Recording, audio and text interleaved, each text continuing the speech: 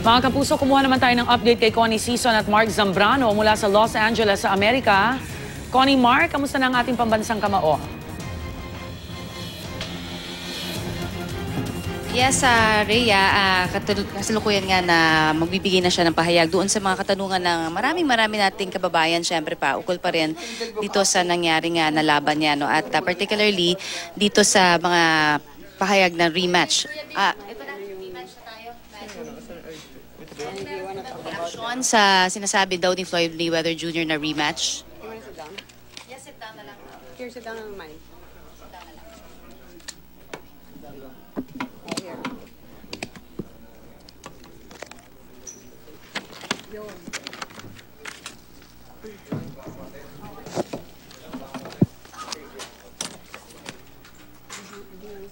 Something before. You want to say something before. But you don't want to say that. Or no. Sorry. Whatever. Diba yung kanina ngayon, meron kang i-brief mo na. Or okay lang.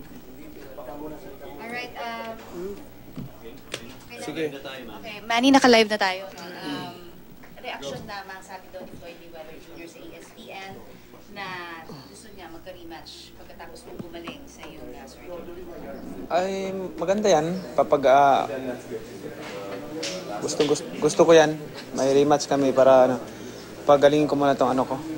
I-fix ko muna.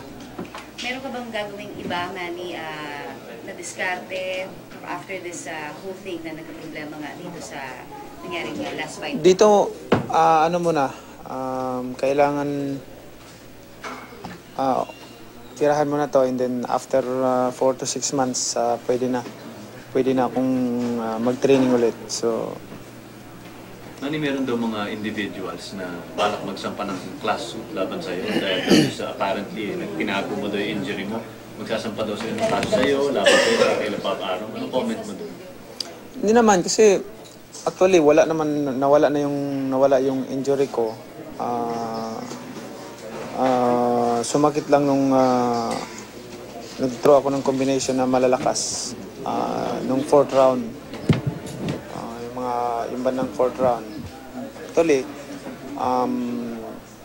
before the fight, nakita naman yun, nagmi-match kami ni Fred Rod, so I'm okay. So if ever nga magsampa sila ng kaso, sasagutin mo yung kaso na yun? Mahala na yung lawyer ko sumagot yun. Yeah. So, ang sinasabi nila kasi parang hindi mo raw ayan, yes, Anthony, kasama kakasabi lang ni Manny, no, tinatanong natin siya about yung rematch kay Floyd Mayweather. So, ang sabi nga niya, happy ka na nag-open siya para sa rematch next year daw after your surgery. Happy naman ako at open naman siya sa rematch at first, i-fix ko muna tong sa balikat ko. Sabi ng doktor, totally 100% magaling, basta kailangan ng pahinga mga 4 to 6 months. Yeah. So, yun nga, medyo may parang mini press conference dito nagaganap, no? Ang tinatanong nga tinatanong namin dito na meron kasi mga individual na baka mag-file daw ng case dahil hindi ka raw naging totoo sa pag-disclose ng Hindi naman, anong masasabi mo dyan? Actually, panalo nga tayo doon sa laban eh. Diba? Talo lang tayo sa ink, pero panalo tayo sa laban. Hindi naman ako binugbog ako, ganyan. Panalo naman tayo. Manny, dun sa issue naman kasi 'di ba sinasabi ng iba na parang excuse mo lang daw itong sinasabi mong injury. Paano sa tingin mo na itong rematch na to, do you think that you will prove them wrong? Siyempre dito sa mga aligasyon na ganyan. Hindi naman siguro natin masabi na excuse dahil undergo ako ng operation eh. So, anong gusto mo sabihin sa mga tao na parang may potential na mag-complain dahil hindi naman tayo, panalo naman tayo kung isipin natin, kung tingnan natin yung fight, okay naman yun, hindi naman tayo natalo sa talo lang tayo sa ink. Yung sa Nevada Athletics Commission, Manny. Doon sa yung sa pagsabi nila na hindi mo raw sinabi yung totoo na may injury ka. May injury, Yan ang gusto nang tanungin ng mga tao.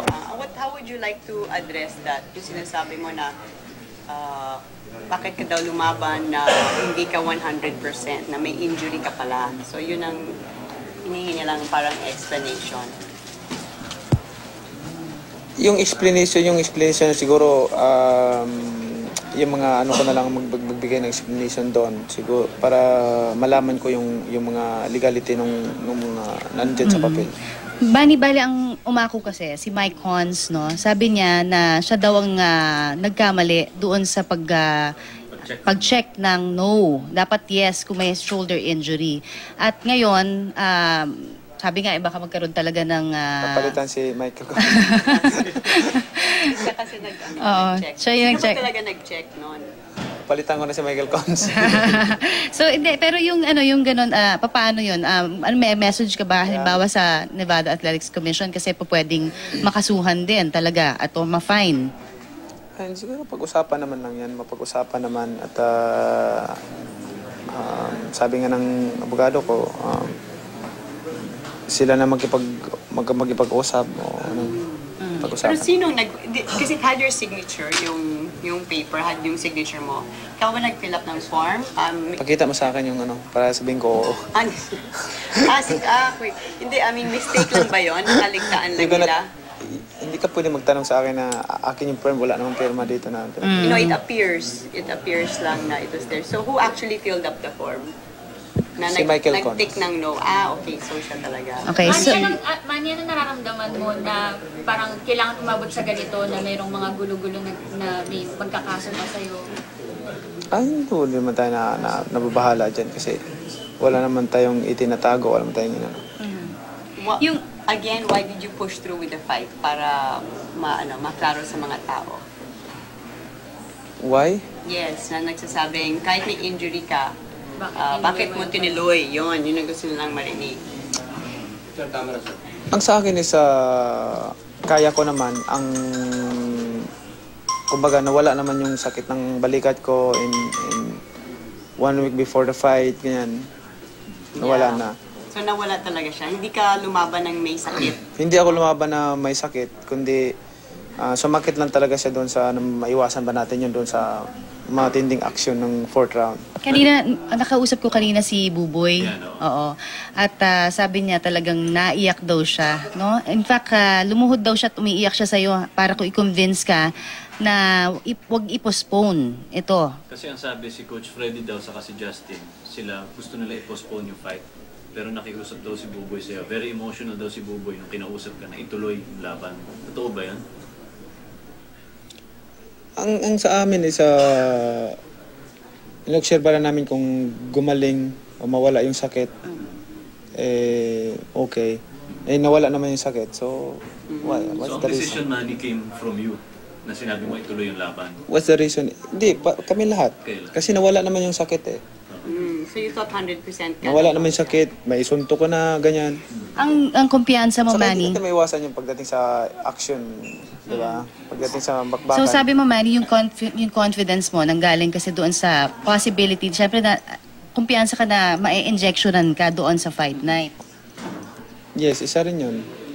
And so, yung mga report coming out na nung nagtitraining ka, diba, sabi ng mga coach na 100% ka, you're in the best shape ever, you were the fastest, you were the strongest. So, Sa condition, wala namang problema. Sa condition, wala namang problema. pero if you had an injury sa balikat mo, hindi ka nakakatodo Sa condition, sa kanan mo. wala akong problema. Kasi nga, nawala na yung yung sakit, di ba? Ang kailangan yung shot na yun ng gabing yun dahil in case. Kasi magkapalitan, magbabakbakan, di ba? Sa sparring nga, sumakit, yun pa kayang laban. Manny, yung In case. nasabi rin kasi ni Buboy doon sa interview na on the 4th round daw, di ba, yung sumusunto ka na kay Floyd, tapos bigla kang huminto. Nakita daw Kasi niya. natamaan niya eh. Oo. Pero yun yung niya, explanation. Masakit daw pero hindi ka makapagsalita dahil may mikropono lang sila. Tinatanong ka niya. So, talagang tiniis mo. Natamaan kasi niya, natamaan niya yung balikat ko. And then again, after the 4th round, tinamaan niya ulit. Yung 7th round, fourth round. yung 7th round, yung hinila. Palagi niyang inano. Pero, before that, okay ako. So, Manny, kung babalikan mo yung oras, itutuloy na pa rin yung fight. Kung babalikan mo yung time, if you were to have made the decision again, so sabi ni, would you have itutuloy mo pa rin yung fight? Huwag natin pag-usapan yan. Okay. So, Manny, any message na lang doon sa mga tao? Kasi nagwo-worry sila, no? Dahil unang-una sa lahat, parang pagkatapos na nasabi mo nga na may injury ka. Anyway, hindi man ako tumakbo sa taas ng ring. Yeah. So you Maganda naman yung, pangit ba yung performance ko? Hindi naman, maganda naman yung ano ko eh. Yeah. So you want, so you'd want to fight him again? Oo, pagalingan muna natin to. Manny, tama lang ba yung time? Kasi September yung hinihinging rematch ni Floyd. Magte-therapy ka pa, syempre. Do you think yung September na yun, after therapy, masyado yata Alam ko, maiksi? next year naman nasabi niya. 1 year. Yeah. Next year. So, ikaw ang last fight niya bago siya mag-retire. Baka pareho kami. Magre-retire ka na ba? Iniisip mo na rin? Sige.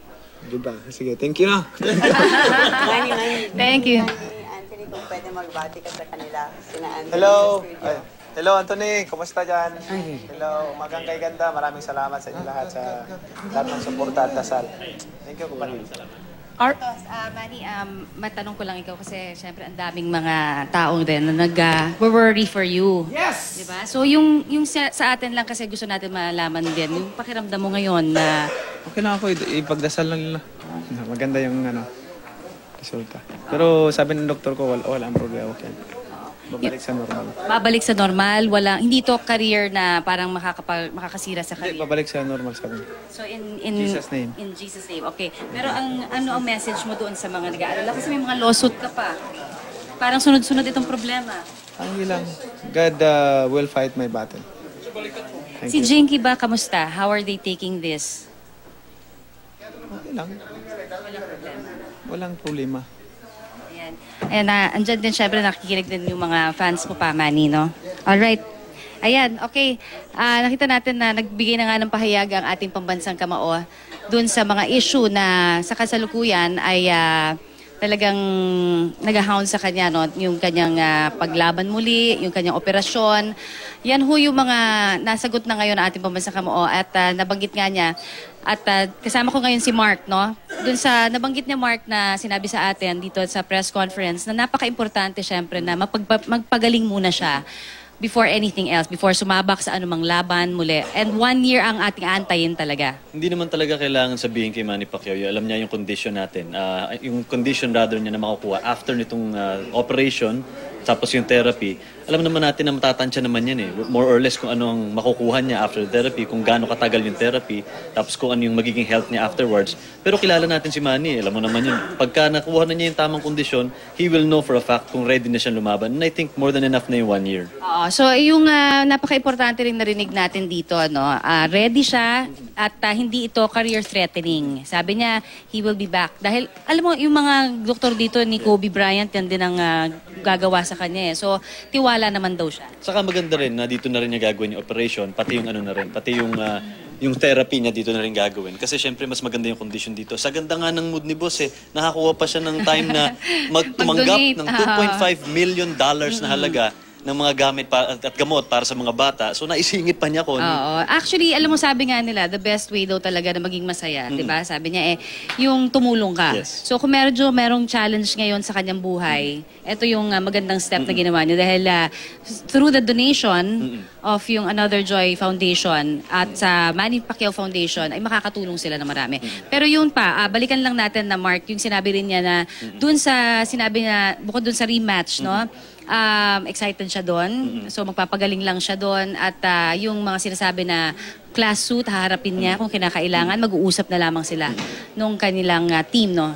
At si Mike Cons, baka matanggal din. Pero biro lang yun, biro lang yun. Niloloko lang ni Manny yun. Pero dun sa sinabi mahal niya... na mahal niya yun. Oo naman. Very trusted member of the Team Pacquiao yan si Mike. Yes, Pero yung binanggit ni Manny nga na wag na muna tayo mag-speculate. Yun ang gusto niyang gawin dito. No? Wag na muna tayo mag-speculate kung ano yung mga mangyayari.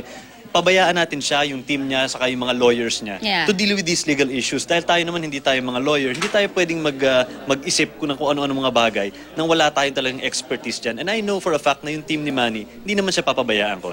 And at the end of the day, ang pinaka-importante dito, hindi natinag yung spirit ng ating pambansang kamao. Nandoon yung puso, buo pa rin. Kitang-kita mo naman sa itsura pa lang, sa mata pa lang ng ating pambansang kamao. Kanina, nung kausap namin ni Connie, the fire is still there. Yes. And hindi siya down dahil alam naman natin na he did his all, he gave his all. Nakita naman natin na kahit isang braso lang ang ginagamit ng laban, Connie, natamaan pa niya, nahirapan pa rin si Floyd Mayweather. Ayun, so importante na kahit na 60%, sa kanya nangyari, nagsabi na yun, na 60% lamang yung naibigay niya, he really thought that he could give his 100% before the fight naman. Kasi akala niya may injectionan siya. So yun naman ang kanyang intention, hindi naman manlin lang. Yun ang nilinaw niya, na parang yun ang intention is there na maganda, na ayaw nilang ma-disappoint yung mga fans niya. Kaya, Alright, Connie, Mark. Isipin mo, 60% lang yun, nahirapan na si Floyd. Connie, Dalawang alright, balikat maraming agad. salamat. Connie Sison at Mark Zambrano.